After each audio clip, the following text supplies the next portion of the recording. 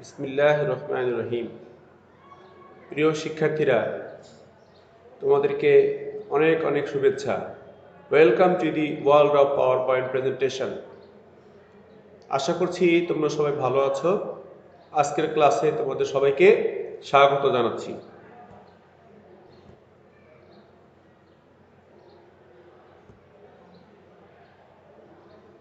প্রিয় শিক্ষার্থীরা, today's subject is English first paper for class 9 and 10.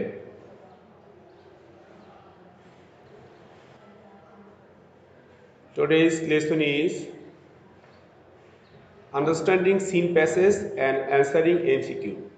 অর্থাৎ আজকে আমি তোমাদেরকে দেখাবো তোমাদের ইংলিশ ফটো থেকে একটি প্যাসেজ নিয়ে বিশদ আলোচনা করা হবে, কিভাবে আমরা সিন প্যাসেজটি পড়ে সম্পূর্ণভাবে এর অর্থ বুঝতে সক্ষম হব এবং সেখান থেকে প্রশ্ন উত্তরগুলো দিতে হয়, বিশেষ করে এমসিকিউ এবং কোশ্চেন আনসার দিতে হয়।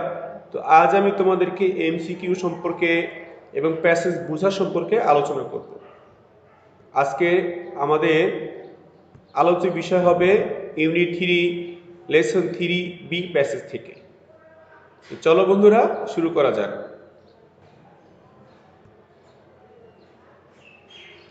প্রিয় শিক্ষার্থীরা, দেখো, তোমাদের প্রতিটি বইতে দেখবে যে প্যাসেজ দেয়া থাকে, সেই প্যাসেজের সাথে শব্দার্থ দেয়া থাকে।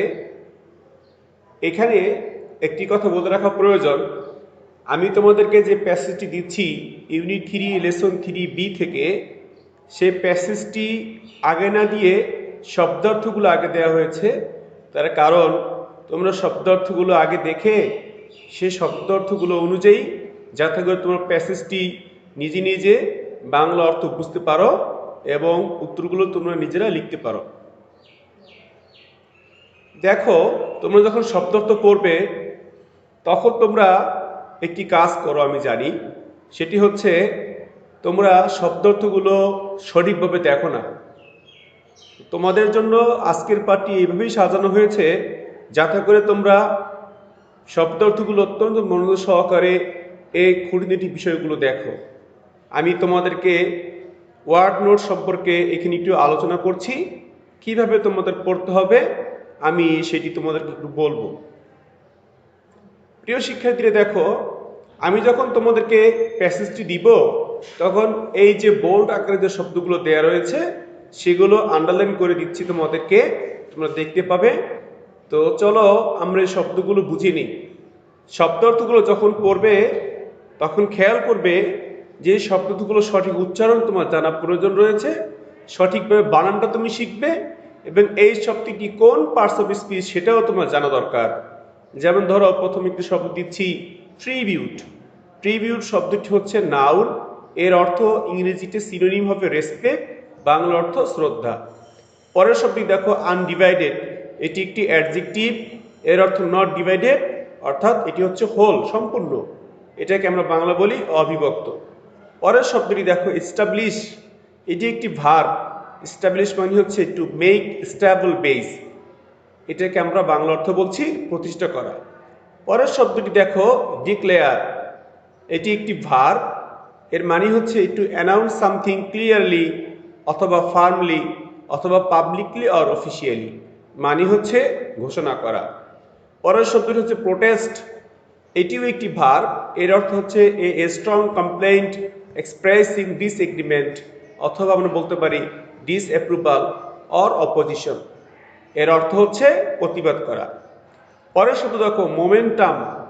মোমেন্টাম এটি হচ্ছে নাউন ফর্ম, এর অর্থ হচ্ছে the force that keeps an event developing after it has started.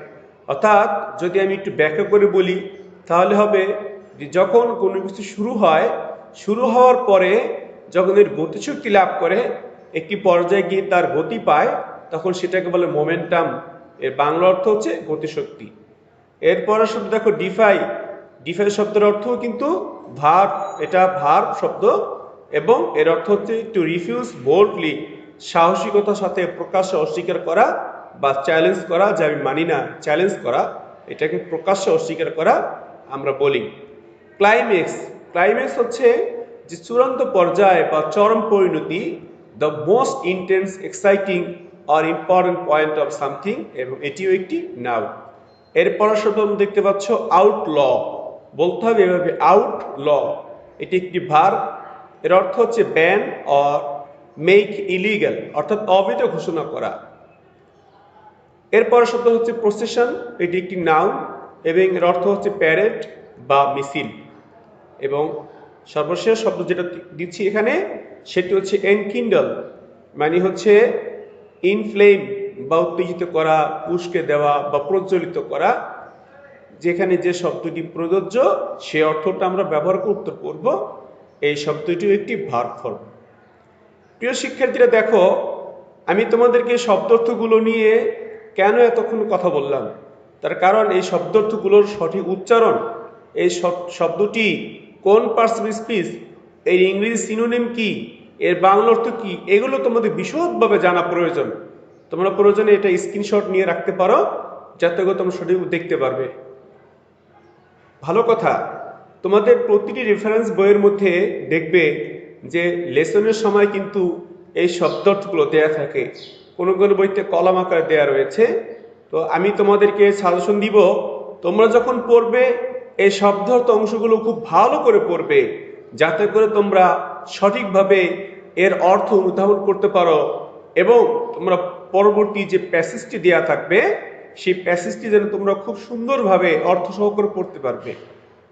প্রিয় শিক্ষার্থীরা, যখনই কোনো প্যাসেজ তোমরা পড়বে, সিন প্যাসেজ পড়বে, সেটি তোমাদের জানাই থাকবে। সুতরাং আমি বলবো সেখান থেকে এমসিকিউ বের করা অথবা প্রশ্ন উত্তর লেখা তোমাদের জন্য অবশ্যই সহজ হবে যদি তোমরা প্রতিটি শব্দ অর্থ এভাবে parts of speech, synonym, Bangla অর্থ সহ বানান সহ সুন্দরভাবে শেখো। তাহলে আমি আশা করি তোমাদের প্যাসেজ শেখা এবং সাথে সাথে ইংরেজি শেখাও তোমার জন্য অবশ্যই একটি সহজ ব্যাপার হয়ে দাঁড়াবে। আরেকটি কথা বলি তোমাদেরকে, সেটি হচ্ছে তোমরা এই শব্দগুলো বাস্তব লাইফে তোমরা কিন্তু ব্যবহার করবে, অর্থাৎ তোমার বাস্তব জীবনে যখন তুমি এই শব্দগুলো ব্যবহার করবে তখন কিন্তু শব্দগুলো তোমার মনে থাকবে এবং সেটি তোমার কার্যকর হবে। প্রিয় শিক্ষার্থীরা, চলো ইউনিট 3 এবার আমরা লেসন 3 মেইন প্যাসেজটি দেখে নিই। যে প্যাসেজটি দেয়া আছে সেখানে দেখবে প্রথমে লেখা থাকে read the passage carefully and answer the questions following it. প্যাসেজটি তোমাদেরকে দিচ্ছি। দেখো লেখা থাকে যে প্যাসেজটি খুব ভালো করে পড়বে এবং তা অনুযায়ী অর্থাৎ প্যাসেজ অনুযায়ী কিছু প্রশ্ন উত্তর তোমাকে দিতে হবে। প্রিয় শিক্ষার্থীরা, আজকে তোমাদেরকে আমি 21শে ফেব্রুয়ারি সম্পর্কে একটি প্যাসেজ দিয়েছি ইউনিট 3 লেসন 3B থেকে। তো আশা করছি তোমাদেরকে যে শব্দার্থগুলো আমি দেখালাম কিছুক্ষণ পূর্বে, সেই অনুযায়ী তোমরা যদি শব্দার্থগুলো শিখে থাকো তাহলে কিন্তু অবশ্যই তোমাদের এই প্যাসেজটি নিজে থেকেই বাংলা অর্থ সহকারে জানা থাকবে।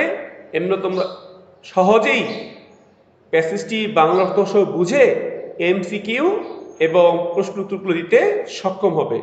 এরপরও তোমাদেরকে বলবো যে তোমরা অবশ্যই বোঝার চেষ্টা করবে যে প্যাসেজটিতে কি বলা রয়েছে।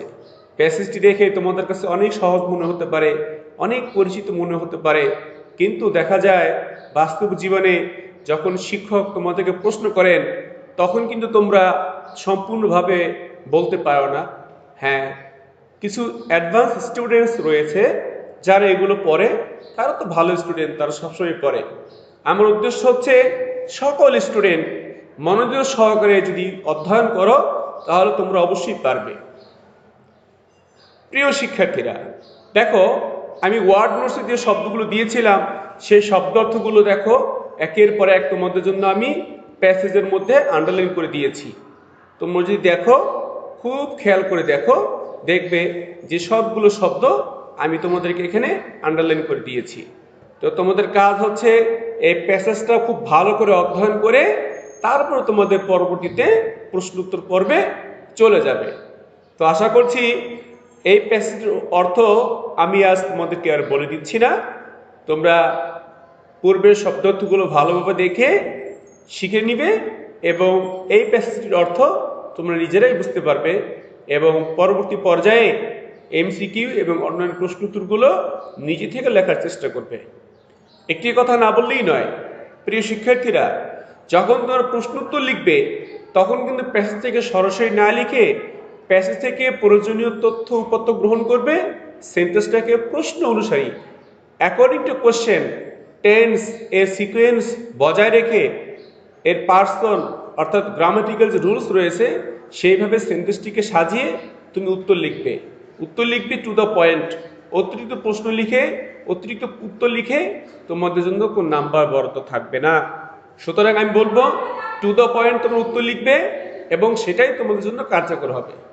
তো চলো বন্ধুরা, আজকে আমাদের এই প্যাসেজটি আশা করি তোমরা বুঝতে পেরেছো এবং এই ক্লাসটি তোমাদের ভালো লাগবে, শব্দগুলো ভালোভাবে শিখবে এবং এই অর্থগুলো তুমি নিজেরাই বুঝতে সক্ষম হবে। আসো আমরা এই প্যাসেজ অনুযায়ী কিছু এমসিকিউ প্রশ্ন উত্তর দেখে নিই।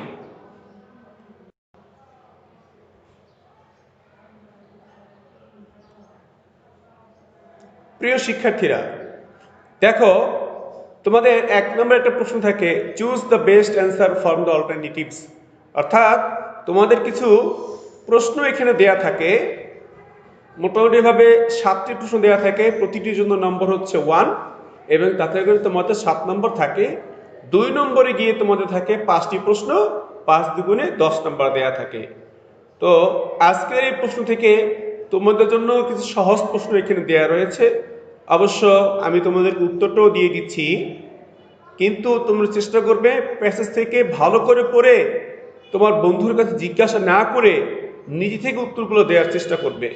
একটা কথা মনে রাখবে, তুমি যখন নিজে থেকে উত্তর লিখতে চেষ্টা করবে তখন তুমি শিখবে, আর যখন তুমি বন্ধুর নিকট থেকে উত্তর লেখার চেষ্টা করবে তখন তুমি শিখতে পারবে না।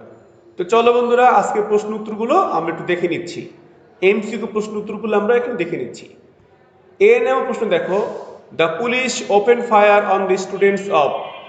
অর্থাৎ পুলিশ স্টুডেন্টদের উপরে সরাসরি গুলি চালিয়েছিল, স্টুডেন্টরা কারা ছিল?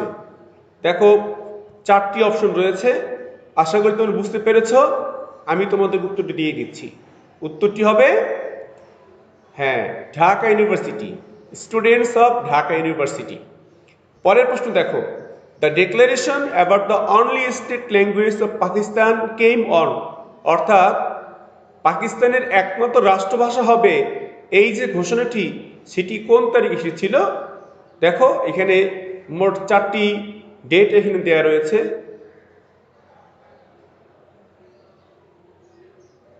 এতক্ষণে তোমরা উত্তরটি বের করতে পেরেছো আশা করি। উত্তরটি দিয়ে দিচ্ছি। উত্তরটি হবে মার্চ 21, 1948, 21শে মার্চ 1948 সালের তারিখে। এরপরে দেখো, mister Jinnah was the. Mister Jinnah কে ছিলেন? আমার মনে হয় তোমরা কিন্তু অনেকেই কিন্তু হেজিটেশনে ভুগবে, কিন্তু প্যাসেজে সরাসরি উল্লেখ করা রয়েছে, প্যাসেজ দেখে তোমরা উত্তরটি বের করতে পারবে। ইতিমধ্যেই তোমরা উত্তরটি বের করতে পেরেছ। উত্তরটি হবে the then governor general of Pakistan. তিনি ছিলেন তৎকালীন পাকিস্তানের গভর্নর জেনারেল। পরবর্তী প্রশ্ন, the students sacrifice their lifes to establish dash as a state language in undivided Pakistan. অবিভক্ত পাকিস্তানে রাষ্ট্রভাষা করার জন্য ছাত্ররা তাদের জীবন উৎসর্গ করেছিল। প্রশ্ন হচ্ছে সেটি কোন ভাষা? বাংলা, ইংরেজি, অ্যারাবিক, উর্দু, কোনটা হবে? আশা করি তোমরা বুঝতে পেরেছ। যেহেতু আমাদের রাষ্ট্রভাষা, তাই তোমরা সবাই জানো যে সেটি হচ্ছে বাংলা। পরবর্তী প্রশ্ন, the students of Dhaka dash brought out a peaceful protest procession. অর্থাৎ ঢাকা কোন প্রতিষ্ঠানের ছাত্ররা একটি প্রতিবাদ কিন্তু শান্তিপূর্ণ মিছিল বের করেছিল? তারা কারা? দেখো এখানে 4টি অপশন রয়েছে, সঠিক উত্তরটি হবে Dhaka university, the students of Dhaka university. এরপরে দেখো তারাই কিন্তু বের করেছিল এবং তোমরা দেখতে পাচ্ছ যে এই নামে প্রশ্ন কিন্তু সেই কথা উল্লেখ ছিল, স্টুডেন্টস অফ ঢাকা ইউনিভার্সিটি। এরপর দেখো F number, the protest reach its climax. অর্থাৎ তাদের আন্দোলনটা কিন্তু শুরু হয়েছিল কবে জানো? যখন ডিক্লারেশন করেছিল মোহাম্মদ আলী জিন্নাহ 21শে মার্চ 1948 এই তারিখে, তখন থেকে কিন্তু আন্দোলন শুরু হয়েছিল। কিন্তু আন্দোলনটা ক্লাইম্যাক্স অর্থাৎ এর চরম পর্যায়ে গিয়ে পৌঁছায় কখন পৌঁছায়, কত সালে পৌঁছায়? হ্যাঁ, তোমরা ঠিকই বলেছ। আশা করি তোমরা সঠিক উত্তরটি অনুধাবন করতে পেরেছ। সেটি হবে 1952 সালের। এর পরের প্রশ্ন দেখো, দ্য প্রসেশন রিচড নিয়ার, কোথায় হবে, কোন কলেজের সামনে এটা থেমেছিল? এটা হবে ঢাকা মেডিকেল কলেজ। প্রিয় শিক্ষার্থীরা, এই প্রশ্ন উত্তরগুলো লেখার জন্য তুমি যখন খাতায় লিখবে তখন কিভাবে লিখবে? লিখবে answer to the question number 1, এরপরে তুমি এ লিখবে, সঠিক উত্তর এটা দিয়ে দিবে, বি লিখবে, সঠিক উত্তর এটা দিয়ে দিবে, সি লিখবে, সঠিক উত্তর। তোমাকে কিন্তু এই যে রোমান সংখ্যা নাম্বার এবং এর পরবর্তীতে শব্দ, এই শব্দটা উল্লেখ করতে হবে। ডি এর রোমান সংখ্যা দিবে, শব্দটা উল্লেখ করবে। ই এর রোমান সংখ্যা লিখবে, শব্দটা লিখে দিতে হবে। এফ রোমান সংখ্যাটা লিখবে, শব্দটা লিখতে হবে।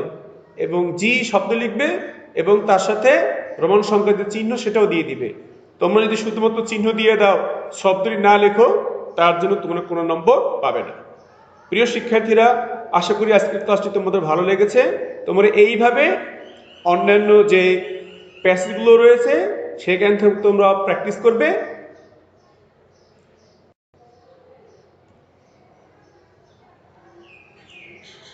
আজকের এই ভিডিওটি তোমাদের মনোযোগ সহকারে দেখার জন্য অনেক অনেক ধন্যবাদ রইল। ভালো থেকো শিক্ষার্থীরা। আল্লাহ হাফেজ।